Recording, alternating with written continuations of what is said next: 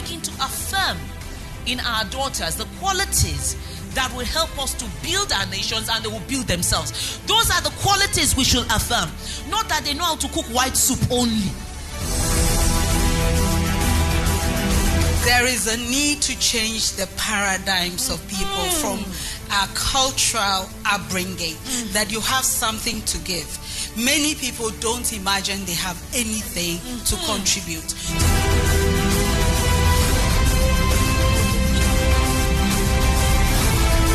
It's about time that we stand in confidence. I say a strong woman can see the beauty and strength in another woman and see it and say it.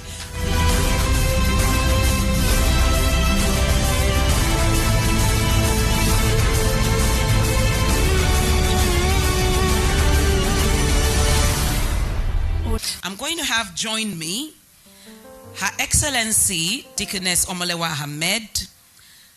She is the wife of the governor of Kwara State. She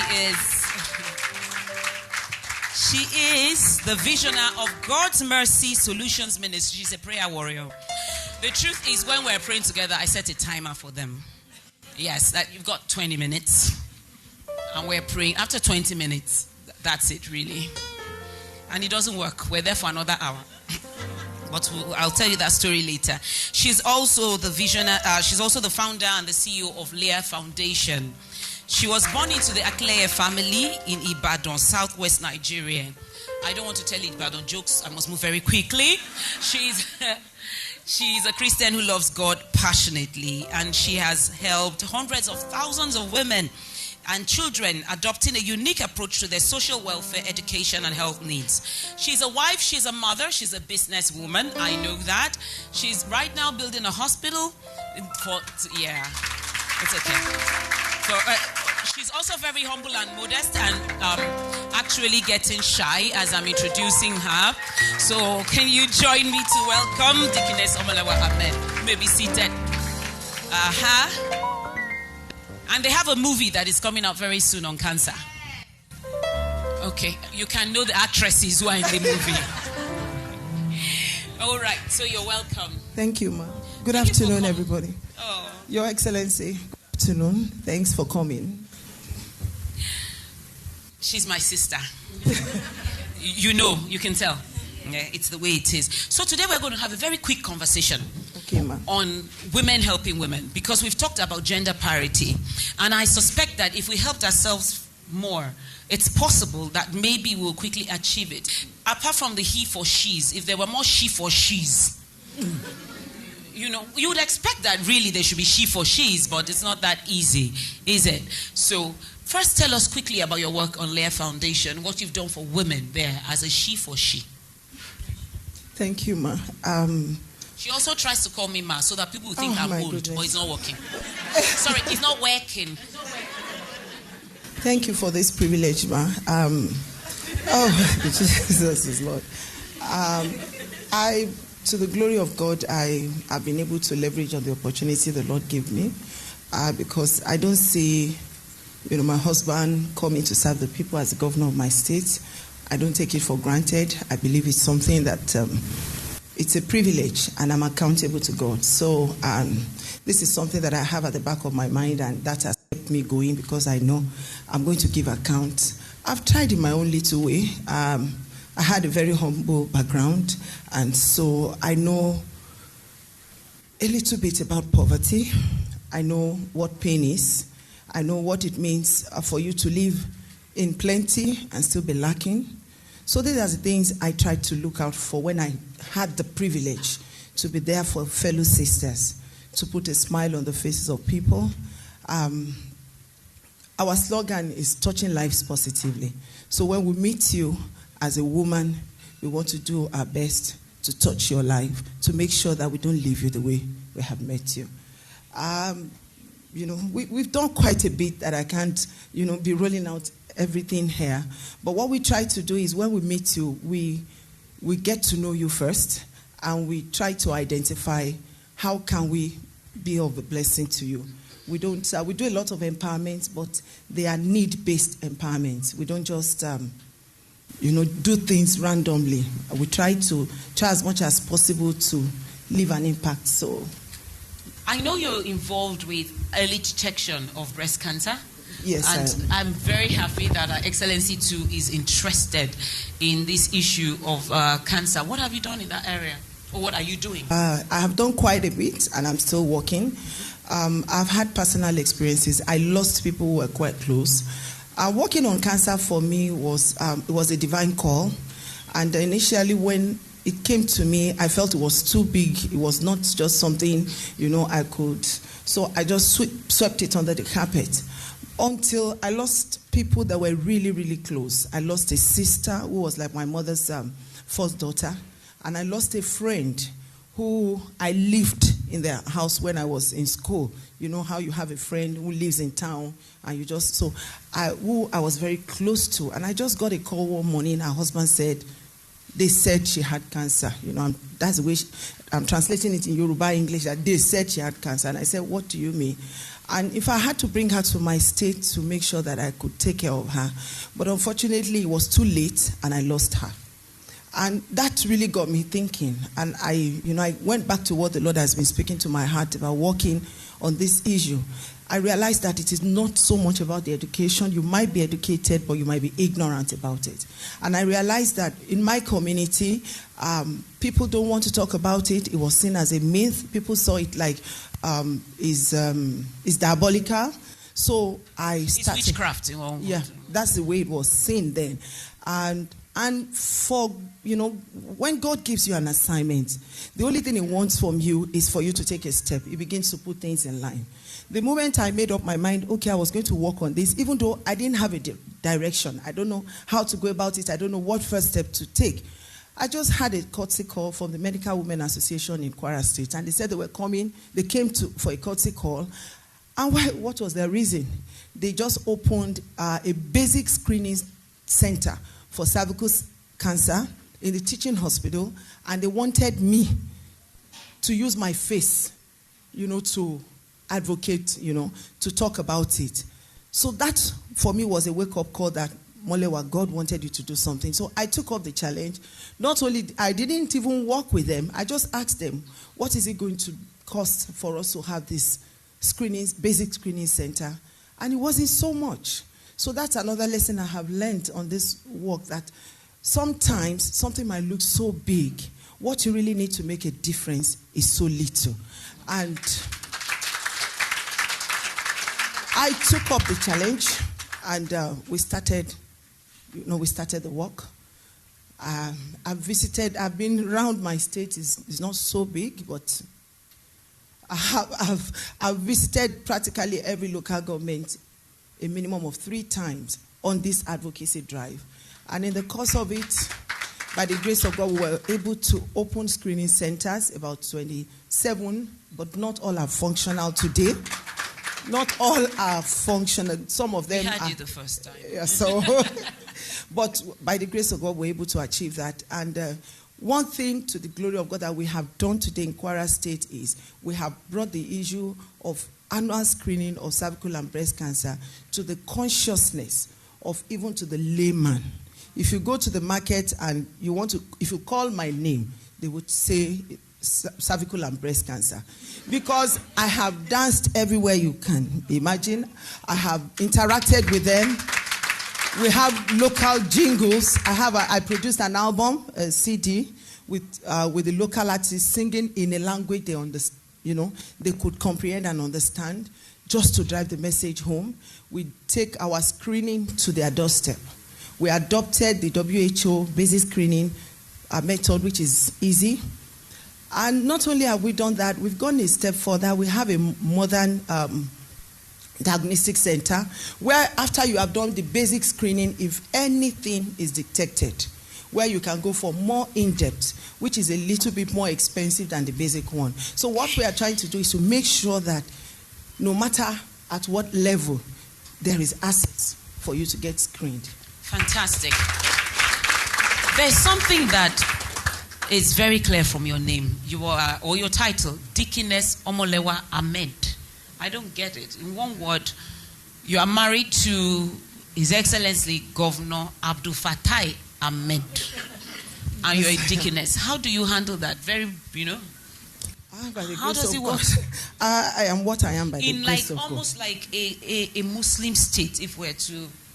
Yes. That state was conquered by the Sokoto Caliphate. Yes. Yeah, they are predominantly... For that history lesson. Thank you. I thank God. And I know about the Ghana and Mali Empire. Don't let me go there. But if you want to, I can show you. My father is a professor of history. I came prepared. I haven't finished. The first time I came to this Ghana is 1971. Okay. Don't tell the story. Don't tell the story. She has begged me not to launch into this story. Please don't launch into this story. I will spare you today. Well, I think it's been by the grace of God. It's been a journey. It's not what we can go into. It's not been easy. It's not...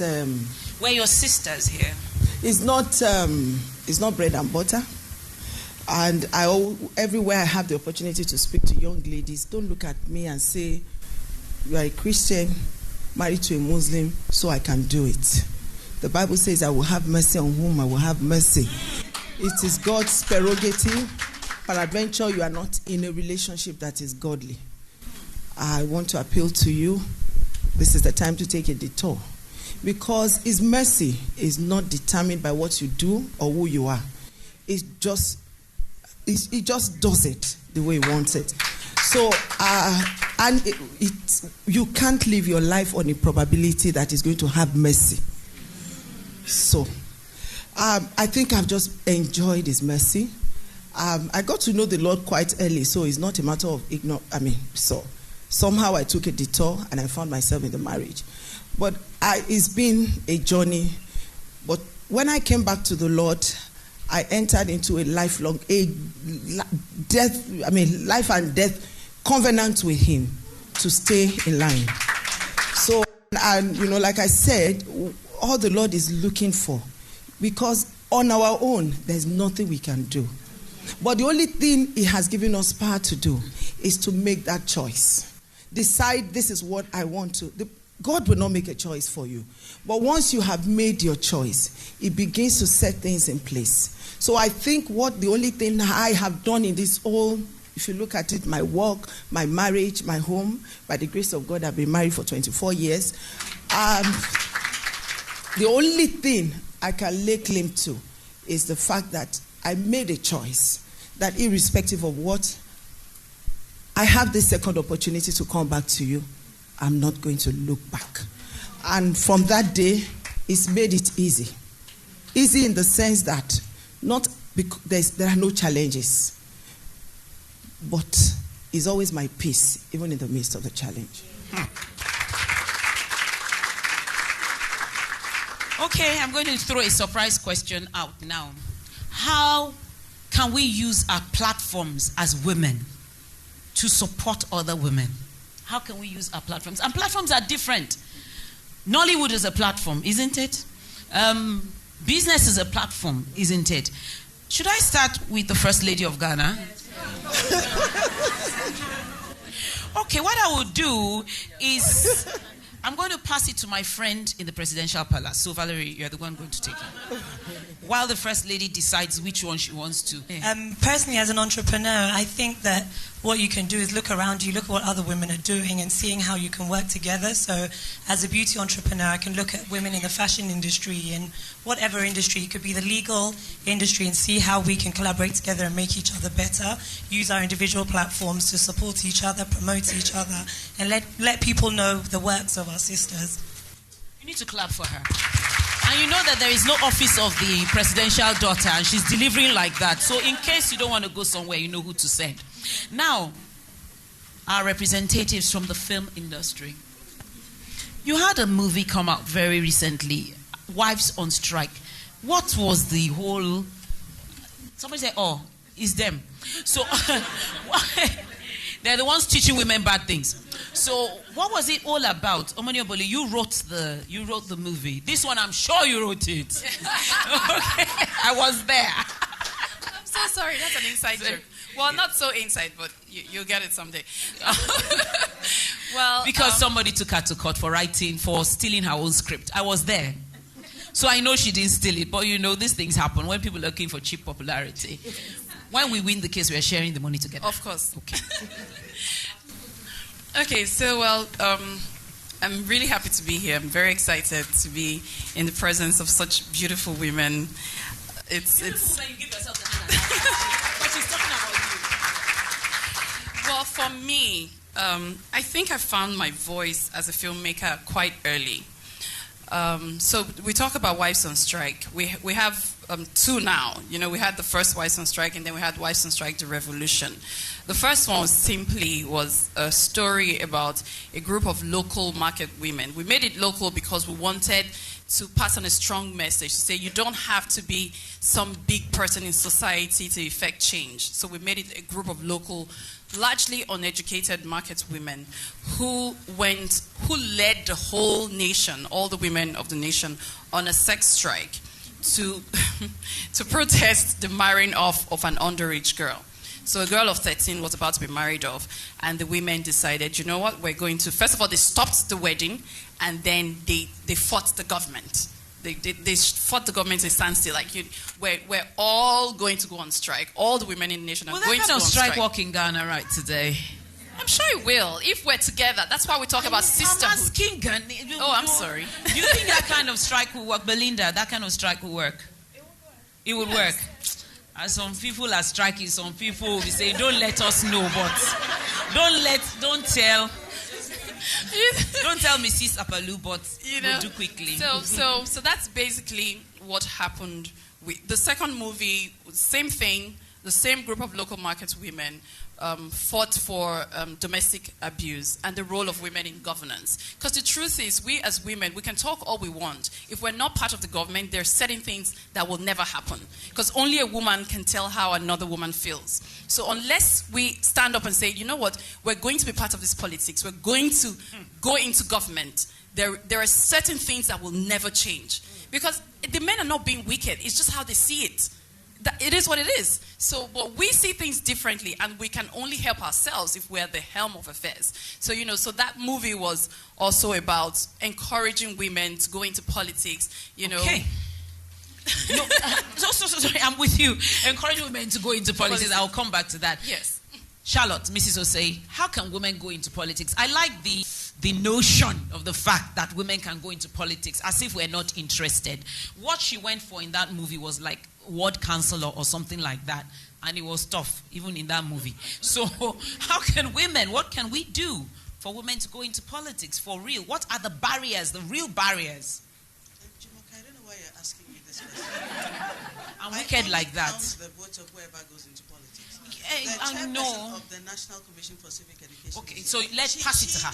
That's her work. Okay, all right. Pass it to her. It's okay, allow it. So can we give a hand to the... Please, ma'am, could you stand so that the cameras can catch you? It's also allowed. It's the last time I'm going to allow passing off.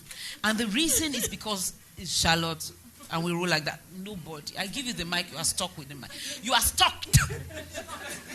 Need the mic. Okay, hi, ladies. I think firstly, Jumoke, you said, how do we use our platforms? I think for us women, the very first platform we should use is our homes. I think our homes are the first and foremost platform we should use. How are we bringing up our daughters? And how are we bringing up our sons? That sons is where I want us to go to. They are very well brought up daughters here. So can we just leave those daughters? We're about to kill them. And then we move on to how we bring up the sons. Yes. What do you think? I think so. I think, but you see, if we think that the girls are well brought up and it's the boys that the problem is with, then there's that. The question is, what do we understand as the girl is well brought up? Has she been brought up to be subservient? Has she been brought up to think that her role is limited to certain things in this house? So for me, the first and foremost, and in fact the strongest platform for any woman is the home. And then I take it to the next step. What are we doing in our workplaces? For instance, sometimes we think that reaching women is the huge platforms that we need. I'm not talking about underestimating those platforms. But what are we doing to empower the sister next to you, the young girl that you work with, the cleaner in your workplace? You said we should have an open door. The First Lady has an open door. How open are we all in places of leadership? Who can walk into your office and share a challenge? And what do you do about that challenge to empower that young girl or that sister that you have? And then also for us to be she for she. How many of us stand up for women? When women are chastised, when women are criticized in leadership positions. When I said I saw that he for she slogan going on, I had a laugh. I said, but the men really are not the problem. We have allowed them to become the problem. So the question is, she for she. What are you doing as a she for your she sister? And for me, it's the simple platforms that make the biggest difference. How am I affecting my daughter? How am I affecting my sister? How am I affecting my PA? How am I affecting the cleaner, the domestic help? Those are the ones that you don't need anything. You don't have barriers, you don't have obstacles. It's the one-on-one. And above all else, what are we doing to empower ourselves? What are we reading? What are we watching? Are we coming to programs? Are we coming for? Thank you. Are we coming to programs like this to empower ourselves? How are we changing our mindset as change makers and change agents of a broader national picture? Okay. So for me, this is what it is. Thank you. We need to give her a hand for that. I still have that question in my back burner because I need to go to it. What are the barriers to women becoming policymakers? Because that's the real issue, policymakers. If women do not make policies, then the policies cannot, we are all nodding, cannot influence women. Now, there's another thing I need to come to. There seems to be a breed of women who climb the corporate ladder and then they take the ladder with them under their arm. So that, why are you agreeing like this? Are they here? So that other women cannot come after them. Does anybody have something to say about that? What can we do to stop this? Does it, okay, all right, Mrs. Osei. As much as I get where you're coming from, I think there's also an issue we're not recognizing. When you talk about women climbing and taking the ladder, maybe we need to ask them why they're taking the ladder.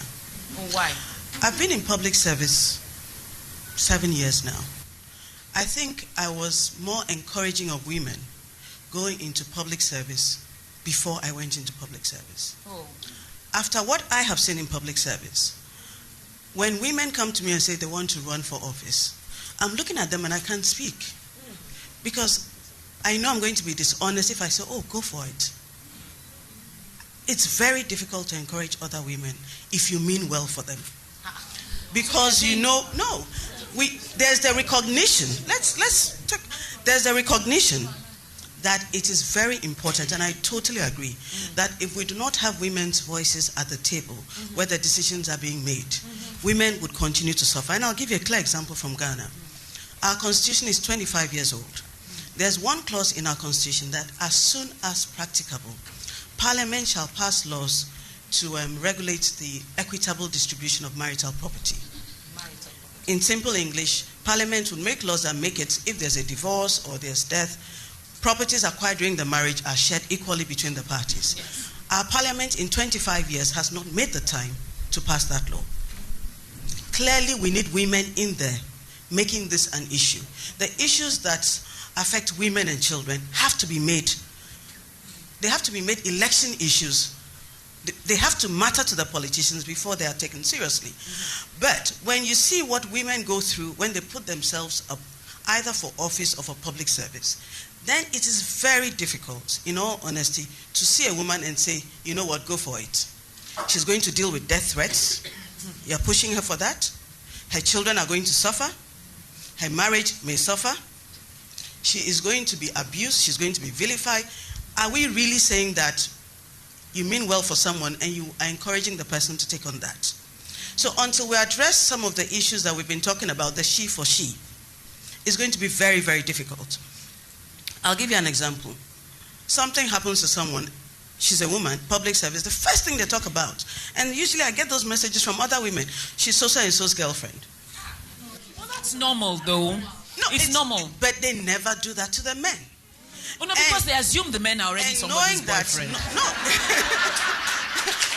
And you see, and knowing that, for me, for instance, there are people I have never even met, never even had a glass of water with. I know. And I've heard that I'm actually dating them, and I've been dating them for years. It's not only public service.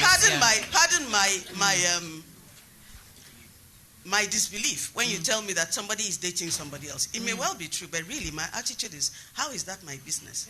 And how does it really matter to the work that the person is doing? Exactly. So that's where the she for she comes in. If we as women would actually commit that when you hear those stories about other women, you say, what does it matter? Because you don't like it when it's said about you. Yes. However, when it is printed about other people, it is true. When it is printed about you, then it's not true. That's exactly what I'm saying, that we should learn to say, when somebody comes to say, Chioma is going out with the president, you say, whose business? Exactly. Why are you greedy like this, Chioma? I brought you up well. Start small. No, you see, when we do that, those things will start becoming meaningless and powerless. And then women would be encouraged to really now go for those offices. Why don't women run for offices? It's really, the abuse is too much. It's a lack of courage. Okay, so it's a lack of boldness to face that kind of abuse. But we haven't spoken about one. Okay, you've spoken once. All right, my sister, we'll have to make the comments really brief. I'm about to round up. I just wanted to make a comment in response to Madame Charlotte Osei's comment about the reason why she finds it difficult to encourage women to go into policy making and go into politics. And I think that it needs to be approached from a different angle in saying that I have been there and I have experienced this. So with my experience, I'm encouraging you to be resilient. This is what you will face, and I take you as a mentee. This is what I face. Chances are you will face this too.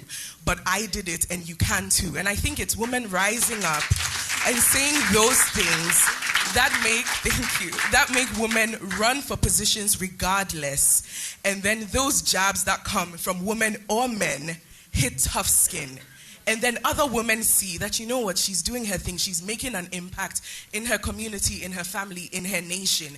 And I can too. It's about time I stopped being a hater. So I think in terms of removing the ladder, let's keep it there and say climbing it is tough, but I have climbed it. I'm going to pull you up, climb it too. Thank you. I like that. I feel that it's a fantastic comment. I feel that maybe before we leave here, we need to get a resolution to everybody who came here that you will not attack a woman in public service just for something that is unfounded. I'm not saying if you don't believe in her or she's corrupt or something that you shouldn't speak, but for something unfounded. You understand? Starting from the first lady, you will not attack her all the way down. You don't know the kind of heat women go through. The first lady will be commented on for what she wore. Buddha, did you buy what she wore? What's your business with her hairstyle? Your own hairstyle is private to you. But because she's your first lady, she needs to answer to you for her hairstyle, her jewelry. That's why I'm not running for president, because my jewelry is my jewelry. Don't go there. You know what I'm saying? And I cannot display to you everything I have now. You start counting the jewelry I'm wearing. I know you Nigerians. That's why I brought you here. So, what other obstacles? I understand what Mrs. Osei is saying. I understand what Charlotte is saying, that, look, it's not easy. So if you pity someone, maybe you don't want to expose her to that. What other barriers do we have to women being in places of, like, okay, let me give you my own. As an architect, I work in a male-dominated industry. In what says Outstanding African Architects, I'm the only female there. There's your David Ajayi. Clap for your David Ajayi. And then there's somebody from Burkina Faso, and then there is me. So, but the thing is, where men take decisions to build, women are not in the room. It's in one men's club where everybody has a cigar. And then they have one woman or the other on their lap. And then they're discussing how they're going to award the National Assembly tomorrow, you know. And then you to get there as a woman, you are sweating, trying to present. To the left, you see the chambers of commerce. To the right, and you have really, really worked hard. Meanwhile, all it is a total charade. They've already given it out to the people they were in cults with in university. It's just that bad. They were in cults together. They were in Black Acts. They were in Pirates. They were in... So it's way above your head what is going on. It's just a joke. So the barriers, they don't even take decisions in a way. You understand what I'm saying? And I've heard from the UN Deputy Director for whatever that we're talking that, Nigerian women are not... we don't have the appetite yet to push for legislation such that when, we have another election round, right? We can make it an issue that we want equity in procurement, in contracts, and all that. And I'm going somewhere, I'll give you the answer myself.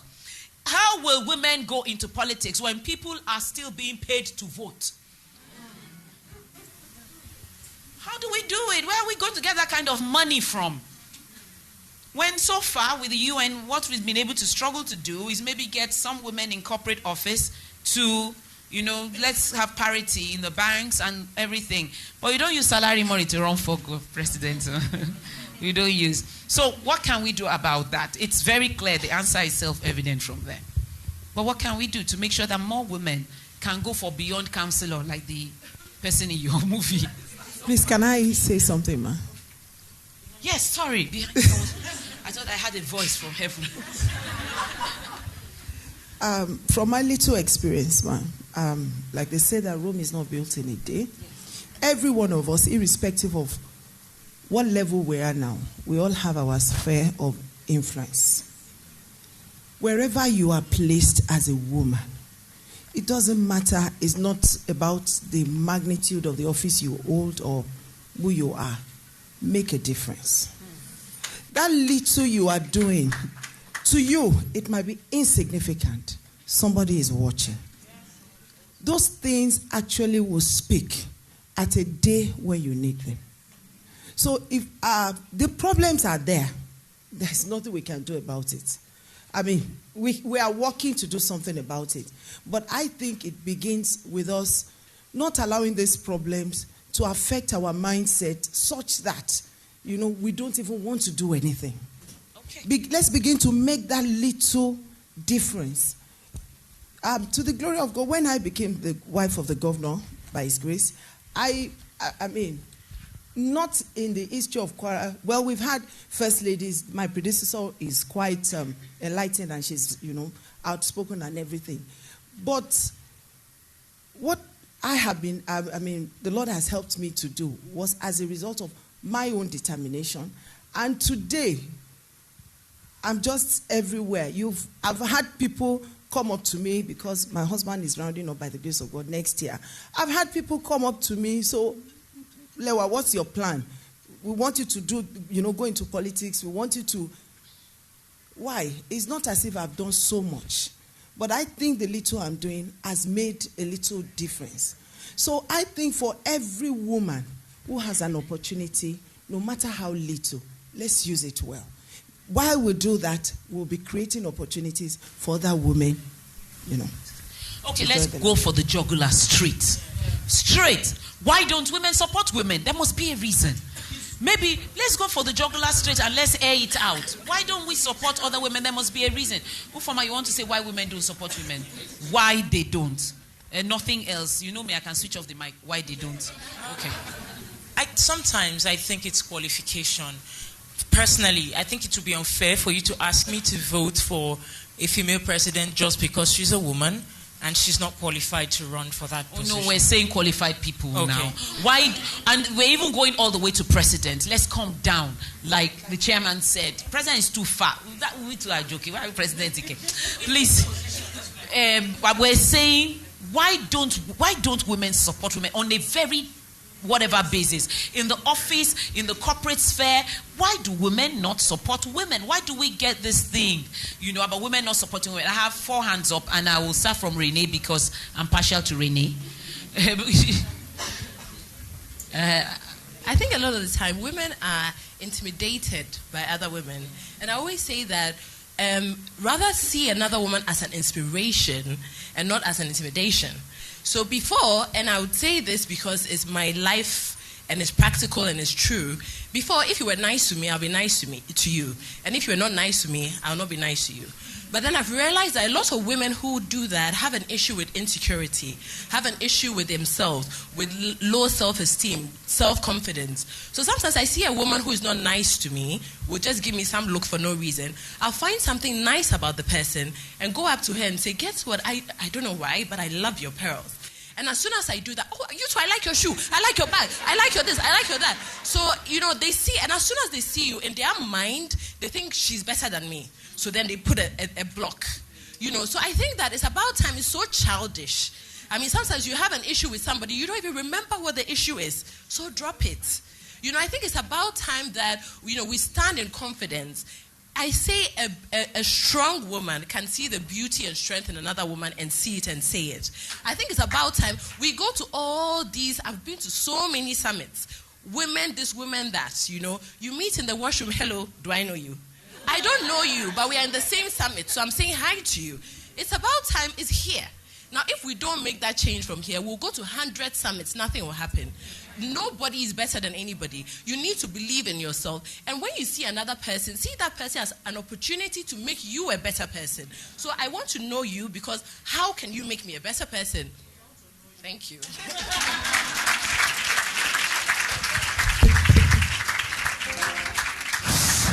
That's great. That's great. But I find it very odd that anybody will look down on herself and think that you don't have something to offer, or somebody may be better than you in one area, and then you will be better in another area.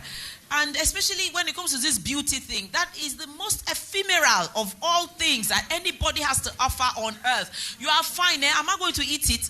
I don't know. That has nothing to do with me. Because you look good, big deal. It's not even your fault that you look fine. God made you fine. So which one have you now done with yourself? Since you were born with the face and the body, which one have you been able to achieve of your own? First clap for every married woman in the room. Because it just occurred to me that just staying married to any man at all is a great achievement. Talk less of saying stay married to a president or something. It is a great achievement. Something different, why women don't support, but a different thing. My Ghanaian accent will not leave even after tomorrow. A different thing. Yeah. Very quick. Thank you very much. My name is Namba, and I would like to touch on 3 things. So permit me to add on. Take one after 3 things. Okay. The very first one I would like to talk about is I'm not a strong feminist not because I don't want to encourage my fellow women, but the question I keep asking ourselves is that, are we prepared as young people, young women, to take up the challenge that is ahead of us? I'm saying why women don't support women. Yes, this is how people fail low-level English. Sorry, I will get there. No. There's no time to get there. So, basically, why women don't support because you have timed me, let me try and then touch on the question you asked. Let's move away from the mentors to the mentees. Beautiful, good. Now, what are you looking up to your mentor? What about her do you want to achieve or do you want to learn from? Now, we have people, young ladies coming up, and then all she goes like, I like Valerie because of her hair. I like Mrs. Charlotte because she drives a very nice car. So everything about getting to her, that was just by the way, but everything about getting to her is because of that one thing that you want to get inspired. This is why women don't support women. Most of the time, that's what I mean. Most of the time, the reason we look up to certain people are not the real reasons. So it's very difficult for the mentors to say that, okay, I've identified this young woman, let me bring her, I am already on the ladder, let me pull her along. Because she's not even interested in the world, all that she's interested in is my hair, or probably... I get it. Wow, so I got we need, as mentees, we need to set our priorities right. We need to know if I want to be the next EC chairperson, I need to get to her, get inspired from all that she does, not because I like her hairstyle or not because I like her bag. Good. When the priorities are right, then the mentors will be able to choose. Anytime you want to say something, Your Excellency, let's know, so we'll give you the mic. So, when the young women also get their priorities right, then I was as confused as usual, Charlotte, just check. Then it will be easier for the mentors to mentor mentees when they are clear as to what they want. Something else, why women don't... Thank you. I wanted to be a spectator, but I'll just say this. Is it an innate problem in women? I think that there's this thing of not helping each other. I think there's something innate that we should look at. Seriously, I don't know where to start with that, but there is something, a lot of jealousy, envy, and yeah.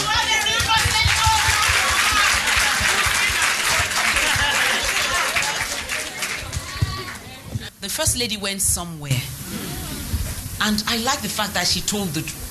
You need political people, not politicians, they're different, who can actually tell the truth. She wasn't being politically correct now. God will bless you. I like you. She said there's something innate. And we're talking about, last year we tried better. We're talking about, there's something innate, the jealousy. Why the jealousy?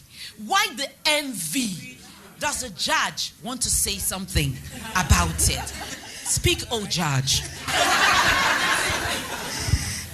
All right, my name is Justice Tokono of the Court of Appeal, and I have appreciated over the years that this thing called leadership is a phenomenon, is a concept that is taken out of our cultural upbringing. So a paradigm where women imagine that they are not called on to achieve.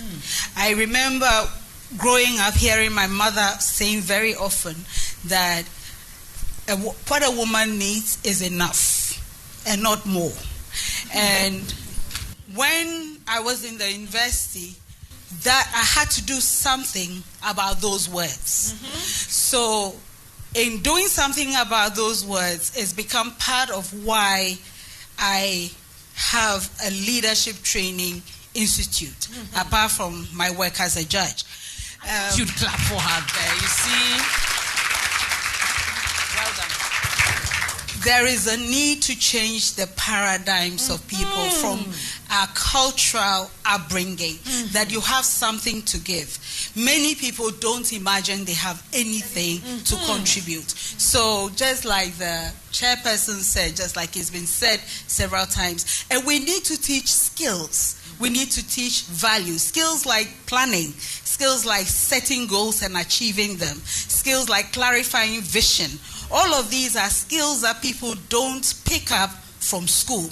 And it's part of the things that as leaders, we need to break down and pass on in conversation. Fantastic. Okay, so I want to address what the First Lady said, because that is the most important thing to me that has been said today. Everything has been great, but it's very important. Why is it that there is an innate thing that when... It's not everybody. Because I find out if I go to a conference, Renee, and a lady comes to me and says, "You're looking really beautiful." I say, "Are you from South Africa or Zimbabwe?" No, it's not a joke. They must be either from South Africa or Zimbabwe. But they're not from Ghana or Cameroon. When they just come to you, I don't know. I will tell you why I think so now. I think it's because South African women have been through so much together, that they've come to the point that they realize that the class and the structure and all the things that you think, make you different. When an ECOMOG soldier rapes you, he rapes you. Sorry to be so blunt. That's the truth. Regardless of what class you are coming from. Do you get what I'm trying to say? You've been through. So I've seen Liberians who are Tolbert's cousins end up as refugees in my living room in Lagos. You understand what I'm saying? And they still have the accent and they have everything. Everything has been raised to the ground. Until we realize that what holds us together is more than what divides us. We're going nowhere. That under the clothes, we're the same. Do you get what I'm trying to say? And that the market women and myself, we might be different. We might have different education, but we face basically the same challenges. That with your PhD, sometimes your mother-in-law believes that you should shut up when your husband is speaking. You know what I'm saying? So we all have the same challenges. Where I'm going with this is this. Very simply, I think part of the reason why women see themselves as rivals and not as allies is because the society and the culture has brought us to a place that they've made the man the prize. So when you see Belinda is struggling with me for the affection of a man. I don't know which man, but one man, Sha. And if I see the first lady, she's struggling with me for the attention of someone who will be my breadwinner, who will take care of me, who will, you know what I'm saying? In one word, you are dragging my meal ticket with me. That's Nigerian English. What's dragging in Ghanaian English? Dragging.